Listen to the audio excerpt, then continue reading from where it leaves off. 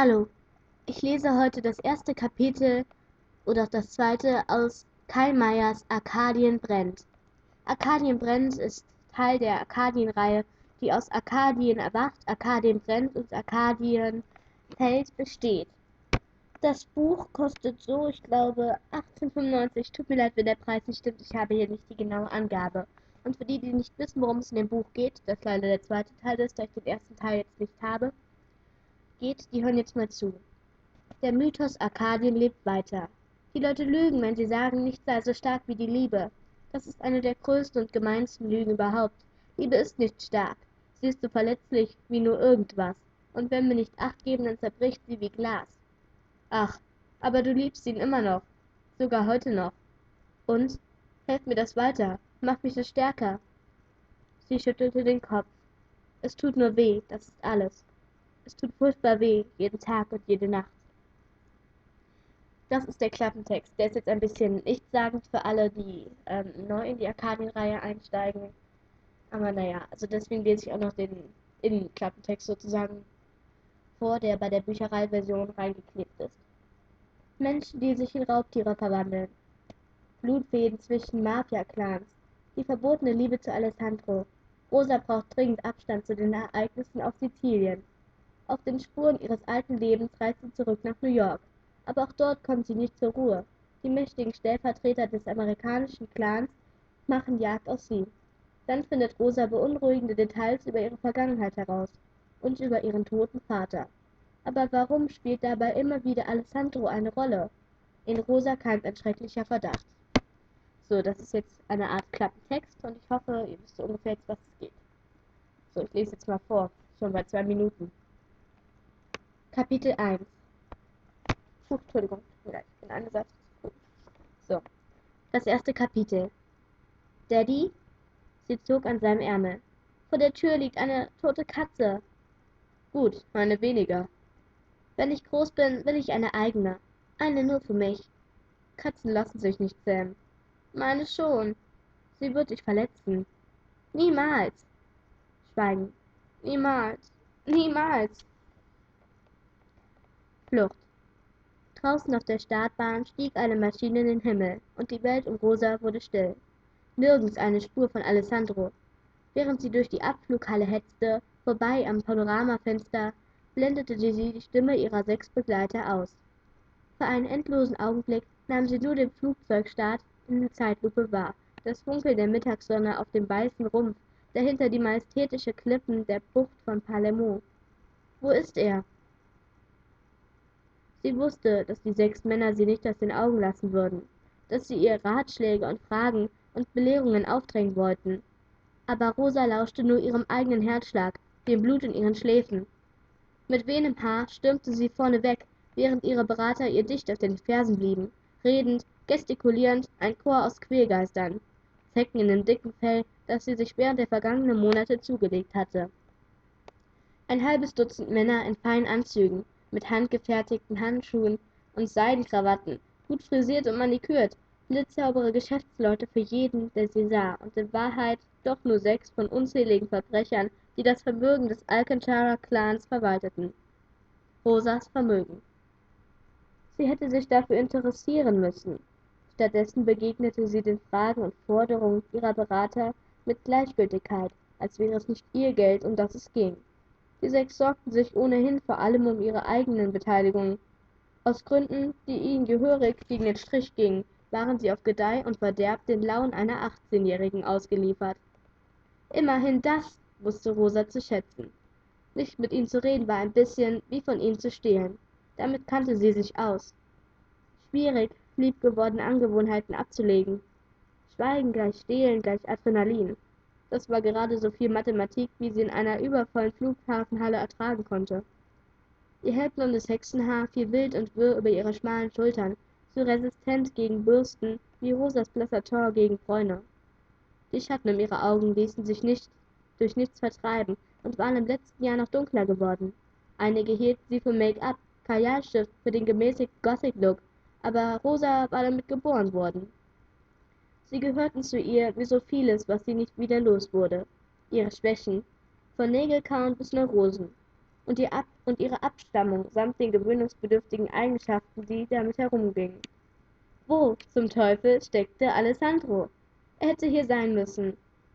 Zum Abschied bin ich bei dir, hatte er gesagt. Einer der Männer holte auf und versuchte ihr den Weg zu verstellen. Ausblenden, taub sein. Seine Bemühungen, ihre Aufmerksamkeit zu erregen, wirkten wie absurde Pantomime. Sie trat an ihm vorbei und eilte weiter. Alessandro, verdammt! Vor 4 Monaten im Herbst war sie auf der Flucht vor ihrer Vergangenheit nach Sizilien gekommen. Und nun, Mitte Februar, floh sie abermals, diesmal vor der Gegenwart, fort von dieser Insel. Nach außen war sie die Erbin eines Firmenimperiums, tut mir leid. Seit ihrem 18. Geburtstag vor 2 Wochen hielt sie auch vor dem Gesetz den Kopf hin für das Treiben ihrer Geschäftsführer. Selbst ihr wurde schwindelig, wenn sie an die Folgen dachte, die es haben mochte, einem Clan der Cosa Nostra vorzustehen. Vor ihr tauchte die Sicherheitskontrolle auf. Kein Alessandro weit und breit. Mistkerl. Sie beschleunigte ihre Schritte, ignorierte das Papier, das ihr einer der 6 im letzten Moment unter die Nase hielt, murmelte etwas von »in ein paar Tagen wieder da« und atmete erst wieder ein, als die Männer auf der anderen Seite der Sicherheitsschleuse zurückblieben. Rosa schaute sich um. Die 6 traten fluchend auf den Rückzug an. Tut mir leid. Unter all den Menschen im Abflugbereich suchte sie den einen ganz bestimmten. Ein Gesicht, das ihr vertrauter geworden war als ihr eigenes. War sie in ihrer Eile an ihm vorbeigehetzt? Wohl kaum. Hatte er sich ferngehalten, als er in ihr Tross gesehen hatte? Schon eher. Ein Spross des Carnival-Clans, der sich mit einer Alcantara abgab. Viele Mitglieder der anderen Clans sahen darin noch immer eine Kriegserklärung.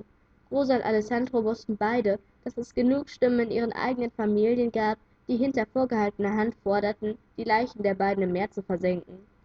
Für Rosa hätte es ein gewagtes Spiel sein können, ihre nötige Dosis Risiko, wäre ihr nicht zu bewusst gewesen, dass sie bei diesem Balanceakt beide in den Abgrund stürzen konnten.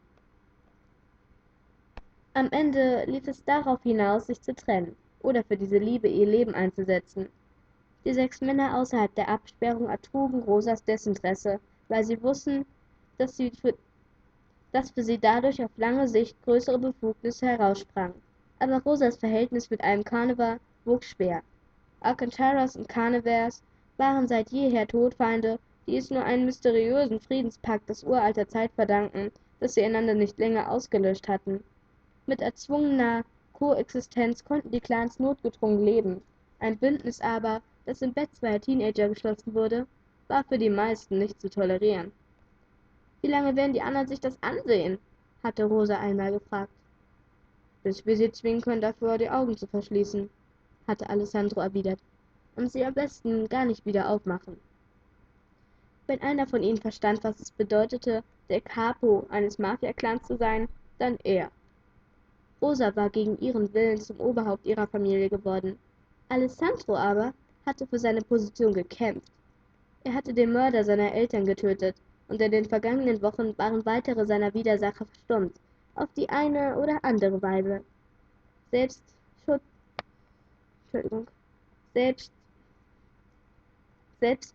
erhielt sich den Rücken frei. Während Rosa vor der Verantwortung davonlief, stellte sich Alessandro allen Anfeindungen, warnte, drohte und bewies Konsequenz. Shit, er war tatsächlich nicht hier. Sie kämpfte mit Enttäuschung, mit Wut und Besorgnis, und davon bekam sie Bauchschmerzen. Lass das nicht zu, Rosa. Du bist nicht süchtig nach ihm. Sie rückte den Schultergurt ihrer Umhängetasche zurecht. Dadurch spannte der schwarze Rollkragenpullover über ihrer Brust, was nun beileibe nicht alltäglich war. »Wird noch«, hatte ihre Schwester Zoe einmal gesagt, und Rosa hatte es manchmal nachgebetet. Jetzt lag Zoe im Grab und Rosas Oberweite nach wie vor im Argen. Immer wenn Alessandro zu spät kam oder nicht rechtzeitig anrief, hatte sie Angst um ihn. Was sie taten, war Irrsinn. Sie hatten darüber gesprochen, gemeinsam wegzugehen, alles hinter sich zu lassen. Aber Rosa wollte nicht, dass er um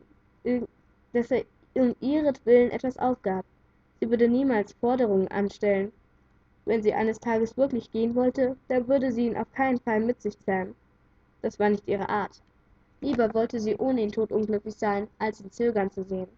Es gab Risiken, auf die auch sie verzichten konnte. Ihr blieb noch eine gute Stunde bis zum Abflug. Sie schlug den Weg zur Lounge ein, zeigte am Empfang ihr Ticket und betrat den Wartebereich für die Business Class.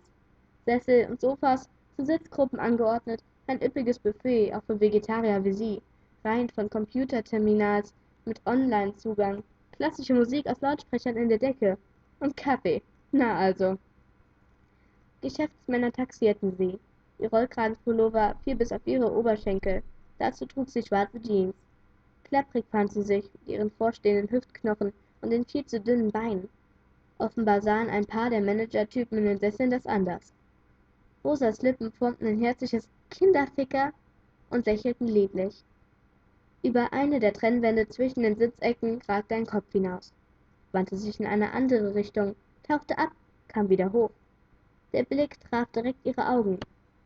Seine waren grün und leuchtend. Hätte sie ihn nicht gekannt, sie hätte sich beim Anblick dieser Augen ein Leben für ihn ausgedacht. Seine Grübchen vertieften sich, sein Strahlen war so ansteckend wie am ersten Tag. Sein Gesicht machte die Welt zu einem besseren Ort. Ist nicht wahr, oder? Sie fiel ihm um den Hals, quetschte dabei die Tasche zwischen ihren Körpern ein, ruckelte sie umständlich frei und presste sich wieder an ihn. Noch ein bisschen enger, damit die Gaffer was zu sehen bekam. Er küsste sie, betrachtete sie strahlend und küsste sie erneut. Das macht er oft so. Kurzer Kuss, Lächeln, langer Kuss. Wie ein geheimes Morsezeichen. Was tust du hier? Sie klang atemloser, als ihr lieb war. Er wedelte mit einem Ticket. Habe ich gekauft. Aber du hast gesagt, du fliegst nicht mit. Tu ich auch nicht. Aber ich wollte dich noch mal sehen, ohne deinen Anhang da draußen. Sie starrte ihn an. Du hast 4.000 € für ein Ticket bezahlt, nur damit sie dich in die Lounge lassen? Mein Vater hat das Dreifache für ein Set Golfschläger ausgegeben. Dagegen ist das hier eine Spitzeninvestition. Sie drückte ihre Lippen auf seine und tastete nach seiner Zunge, bis sie beide keine Luft mehr bekamen. Eine Frau auf dem benachbarten Sofa erhob sich und zog ihren Mann eine Sitzgruppe weiter. Rosa spürte ein kühles Kribbeln in ihrer Brust, blickte auf ihre Hand und sah, wie sich Reptilienschuppen auf den Fingern bildeten. Ihre Haut schien transparent, während darunter die Verwandlung begann. Erschrocken zuckte sie zurück, sah Besorgnis in seinem Blick und wusste, was er gerade in ihren blauen Augen entdeckte. Ihre Pupillen hatten sich zu Schlitzen verengt. Nicht jetzt, dachte sie alarmiert. Scheißhormone. So, das ist das Ende des ersten Kapitels. Ich hoffe, es hat euch gefallen und das zweite Kapitel ohne dich folgt bald. Tschüss.